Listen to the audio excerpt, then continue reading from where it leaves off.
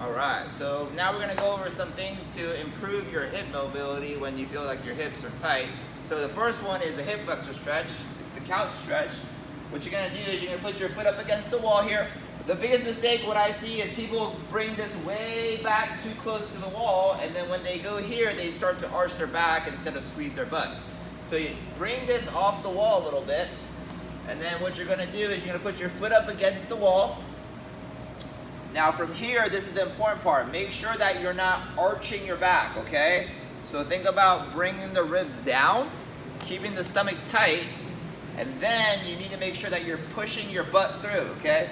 Your butt is the opposite of the hip flexor. So if you squeeze your butt, you will feel more stretch on this hip flexor. As you can see, this is lengthening out as I push my hip forward, okay?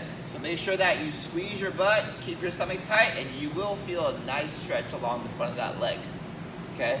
So I recommend hold it for at least a minute or so to let the muscle relax, and then it'll start to stretch out.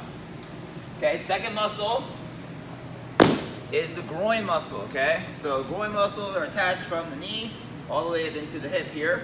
So to do that, we want to kind of get into our squat position. So think about bringing that leg back, sitting back on your heel. And then what you're going to do with this leg is go ahead and keep that straight. And then what you're going to do is you're just going to rock back onto that leg here. So as you come down, what's going to happen is that you're going to feel a nice stretch along the groin. So hold that. You should feel that stretch right along here. Hold that same thing for about a minute. And then switch sides.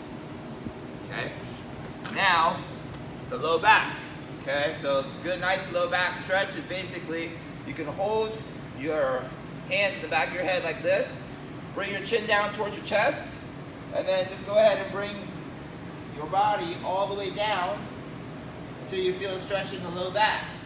Don't go too aggressive with this one because it can flare up if your nerves are tight. So just want to go nice and slow. And then, as you feel the stretch, just kind of bounce it.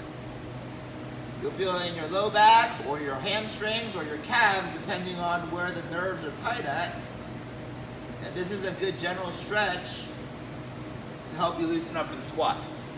And those are all the muscles that usually tight through your hip in the squat.